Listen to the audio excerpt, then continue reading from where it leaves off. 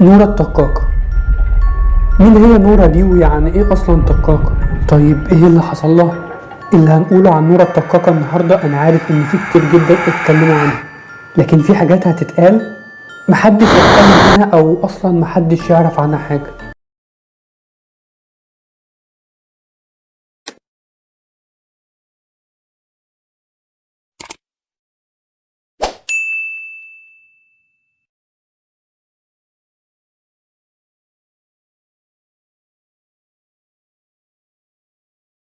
قبل ما ابدأ، لو كنت اول مرة تسمعني اشترك بقناتي واعمل لايك للقصة لو عجبتك. معاكم احمد سمير، يلا بينا نبدأ.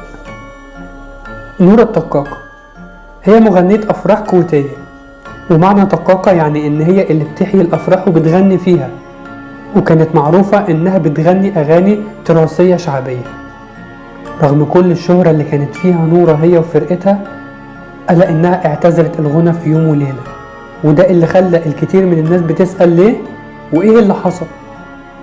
لا، وكمان في كتير من الصحفيين حاولوا انهم يعملوا معاها لقاء علشان يعرفوا سر الاعتزال المفاجئ ده ايه، بس هي رفضت تعمل اي لقاءات مع حد. الا ان في واحد من الصحافة نجح بعد الحاح ومحاولات كتير ان يعمل معاها لقاء صوتي تحكي فيه سبب اعتزالها المفاجئ ده، وعلشان كمان يتأكد ان كل الكلام اللي اتقال عنها كانت مجرد اشاعات مضللة. هو كان عاوز يعرف الحقيقة منها شخصيا، وجه الصحفي وقعد عندها في بيتها وبدأ يسجل معاها اللقاء.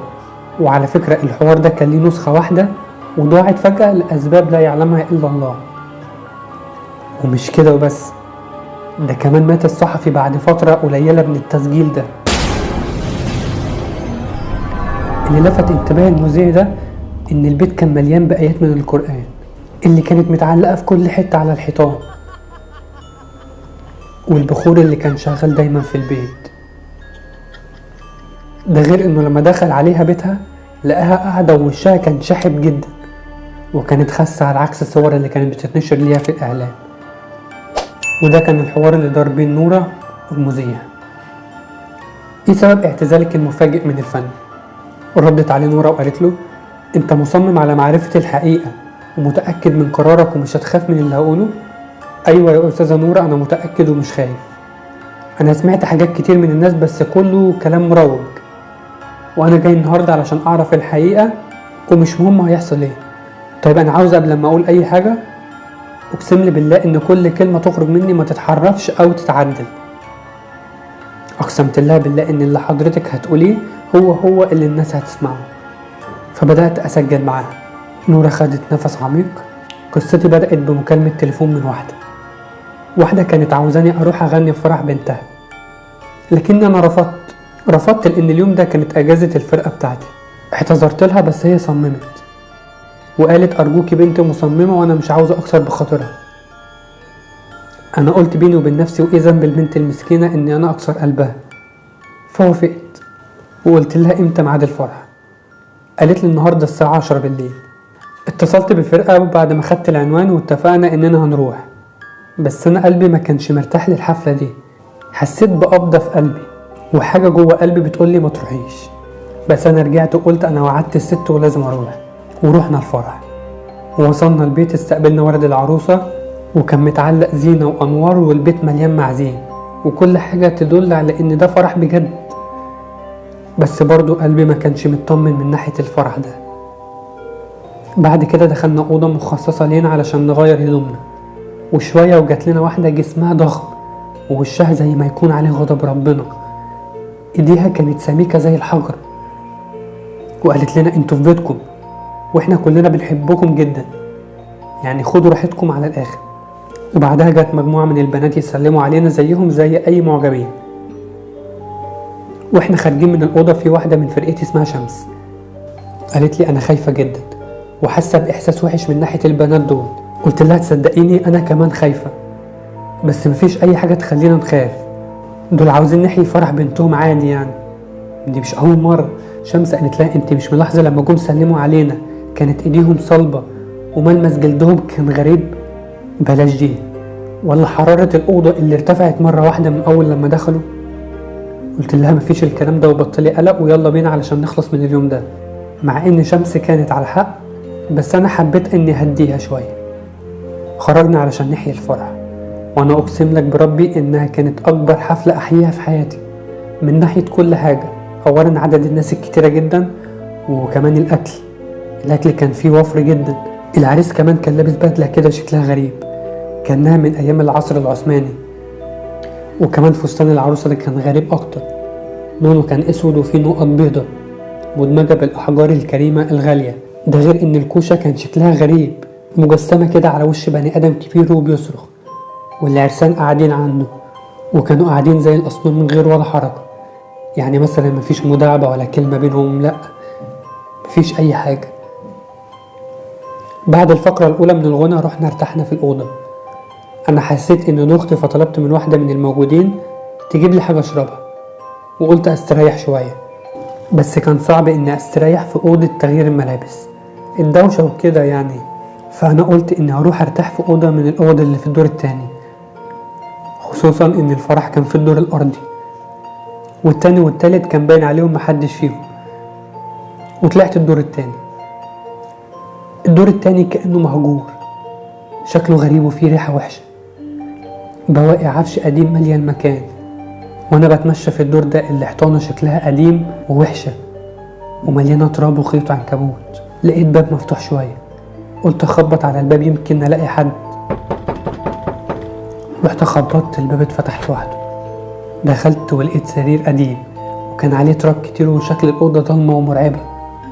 بس برغم تعبي ده ارتحت على السرير، لأني كنت تعبانة جدا.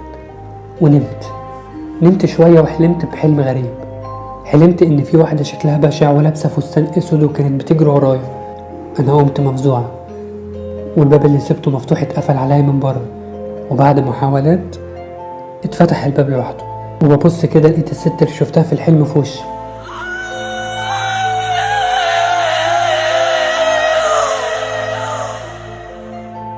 غمضت عينيا علشان اتاكد ان ده وهم، فلقيت اختفت من قدامي.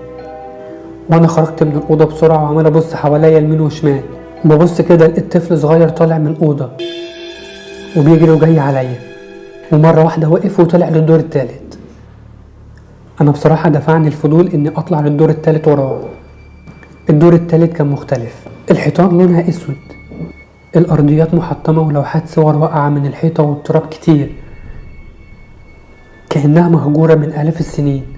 كأن أصحاب البيت عايشين تحت دايما في الدور الأول ومحدش بيطلع هنا خالص. وأنا بدور على الطفل الصغير سمعت صوت حد بيهمس من ورايا. ببص ملقتش حد ورايا، وبعد كده سمعت صوت ضحك الطفل. مشيت ورا الصوت فلقيت نفس الطفل واقف قدام أوضة. قربت منه أكتر وأكتر لحد لما لقيت نفسي قدام الأوضة، كانت مقفولة. بخبط جامد على الباب وبحاول افتحه، ولكن لا حياة لمن تنادي. فمشيت وانا بحاول انزل الدور الاول. لقيت في حد مسك رجلي من تحت وبيشدني ناحية الأوضة المقفولة. الأوضة المقفولة اللي أصلا لقيتها اتفتحت، ما كانش باين جواها إلا السواد، وحد بيقول لي غني أنا بحب صوتك وعزفك. بحاول أهرب منه مش قادرة، الصوت كان مفزع جدا. قلت له أنت مين؟ قال لي غني وما تخافيش. أنت مين طيب؟ أنا صديق، وصديق وافي ومخلص. المهم أنا فلت منه واتملكت نفسي وبصعوبة ونزلت للدور الأول، ونزلت الأوضة تغيير الملابس. لقيت باقي الفرقة متجمعين حوالين شمس وبيحاولوا يهدوها، وهي كانت بتعيط. قلت لها مالك في ايه؟ قالت لي لما انت اتأخرت والمعازيم بدأت تسأل عليكي انا قلت اطلع للدور التاني اشوفك، ولما طلعت لقيت على الحيطة وجوه بشرية مخيفة جدا، وبعدها سمعت صوت جاي من أوضة من الأوض اللي موجودة. انا كنت فاكرة انه صوتك. رحت فتحت الأوضة لقيتها فاضية، ولما بصيت ورايا شفت كائن غريب بيظهر لي وبيختفي، بس استقر ووقف زي الصنم. وانا بدأت اقرب منه وانا مسلوبة الإرادة، ولما وقفت قدامه حسيت بقى قشعريرة في جسمي بدأ يترعش، علشان عينه كانت بتلمع زي عيون القطط. وانا واقفة قدامه مش قادرة اتحرك، وقفلت عيني من بشاعة الموقف، ولما فتحت لقيت وشه قرب من وشي جدا. أنفاسه ريحتها وحشة، وبالرغم من قرب المسافة كانت ملامح وشه مش باينة، كأنها مطموسة بحاجة. فقال لي أنا عاوز أسمع صوتك، وأنا من الخوف فضلت أعيط، فضربني بالقلم على وشي. أنا حسيت وقتها إن عقدة جسمي اتفكت، وجريت بسرعة، ولما وصلت عند درجة السلم شفت واحد جسمه كان ضخم. سألني انت ايه اللي جابك هنا؟ قلت له انا بدور على نورة اللي معايا في الفرقة. قال لي بصوت عالي انزلي تحت، انزلي تحت وما تجيش هنا تاني. صوته لوحده رعبني. يا نورة انا لازم امشي من هنا، البيت ده ملعون وفيه حاجة غريبة، انا مش هقدر استحمل. قلت لها اهدي طيب يا شمس اهدي. اهدى ازاي يا نورة؟ محدش فيكم شاف اللي شفته. على فكرة انا شفت اكتر من كده بكتير، ارجوكي اهدي، محدش فيهم هيخلينا نخرج من هنا. مين هم يا شمس؟ انا مش عارفة، ده مكان ملعون وانا مش هقدر استحمل اكتر من كده. قلت لهم كفاية كلام لحد كده، ويلا غيروا هدومكم علشان نقدم الفقرة التانية ونخلص بقى من الليلة دي. وبدأنا نغني، والكل كان بيشاركنا الفرحة. ولما دقت الساعة 12 منتصف الليل زادت الدوشة والمعازيم، وكمان زادت عددهم بشكل مبالغ فيه، وبدأوا يغنوا معانا لدرجة ان صوتهم غطى على صوتنا. وكمان لما كنا بنسكت دقايق فكانوا بيسقفوا جامد علشان نكمل غنى، مش عاوزيننا نوقف غنى خالص. وكانوا مندمجين جدا معانا، بس الاندماج ده كان مخيف. صوتهم العالي كان مزعج جدا، والستات بترقص بهستيريا مبالغ فيها. ولما كانت الستات بترقص فساتينهم بتترفع لفوق، ويظهر شكل رجليهم بتكون شبه رجل المعيز. وبدأت تدور بيني وبين الفرقة نظرات الرعب، وصوت الفرقة وطي جدا من الخوف، لكني طلبت منهم محدش يوقف الغنى، لدرجة اننا كنا بندق على الطبول بس من شدة الخوف. وقعت شمس مغمى عليها وسط الكائنات اللي موجودين، وخدناها لأوضة تغيير الملابس، وبدأت أفوقها. وفاقت وهي بتشهق جامد ومش قادرة تاخد نفسها، وفضلت تعيط بهستيريا مرعبة جدا، وقالت يلا بينا أرجوكم نخرج من هنا، احنا موجودين وسط عشيرة من الجن وهيموتونا كلنا. قلت لا انا كنت عارفة اننا وسط عشيرة من الجن، بس كان لازم نكمل، لو لاحظوا اي تغيير ممكن ما نخرجش من هنا، وباقي على اذان الفجر ساعات قليلة، ولو عاوزين نخرج من هنا يبقى لازم نفضل نغني للفجر. لا انا مش هقدر اقعد لحد الفجر، طب بقولك انت ما ترقصيش ولا تغني ولا تعملي اي حاجة، انت بس وجهي الامر واقعدي جنبي وبص على الارض وما تبصيش ناحيتهم خالص. اقنعتها وبدأنا نواصل الغنى، وكنا كلنا خايفين، وكل دقيقة نبص على الساعة، وكانوا كلهم مشغولين بالغنى والرقص والاكل. كان عندهم وليمة كبيرة جدا من اللحم، كان عندهم وليمة كبيرة جدا من اللحوم بس، وكانوا بياكلوا منها بشكل مقرف جدا. وانا ببص كده لقيت واحدة بترقص وبتقطع في خصل شعرها، بتقطعها وبترميها على الارض. انا فكرت انها باروكة، لكن لا، ده شعرها الحقيقي، لان كان الشعر بيقع منها وهو مليان دم. الفرقة خافت اكتر، انا بصيت لهم وقلت لهم استمروا ولا كأنكم شايفين حاجة، وبدأوا يعزفوا ويغنوا بصوت واحد وبانتظام، وكانوا بيرددوا طلسم بس انا مش فاكر اسمه. ولما قالوا الطلسم اعدادهم بدأت تزيد اضعاف مضاعفة للناس اللي كانت موجودة، ولف حوالينا في دايرة وبيرقصوا، ملامحهم اتغيرت وبقوا اشد رعب من اللي كنا شايفينه. احنا في النص وهم حوالينا في كل مكان باشكالهم المرعبة دي، والشمس هتموت من الرعب، بس احنا كنا بنغني وبصين على الارض. وبعد كده اذان الفجر اذن، وفي نفس اللحظة اتجمدوا في مكانهم، اتجمدوا كأنهم اصنام، وبصونا كده بصات مرعبة جدا، وبقهم مفتوح جدا ولسانهم مقسوم نصين زي التعابين، وريحتهم وحشة. ومرة واحدة النور قطع، خرجنا بسرعة لبره، حتى احنا ما خدناش الادوات والمعدات بتاعتنا. طلعنا بره وفضلنا ننادي بأقوى ما فينا الحقونا وساعدونا، لحد لما لقينا واحد ولحقنا من المكان ده. بس دي مش نهاية القصة، بعدها بفترة قليلة قررنا كلنا الاعتزال عن الغنى، لكن كلمتني شمس وقالت لي انها لسه بتشوف حد وشه زي وش القرود ومليان شعر وبتشوف حاجات غريبة. وبعدها بأيام قليلة ماتت شمس. واحنا بندفن شمس انا شفت راجل زي اللي قابلته في بيت الشؤم ده، وسمعت صوت شمس وهي بتقول محدش بيموت ناقص عمره.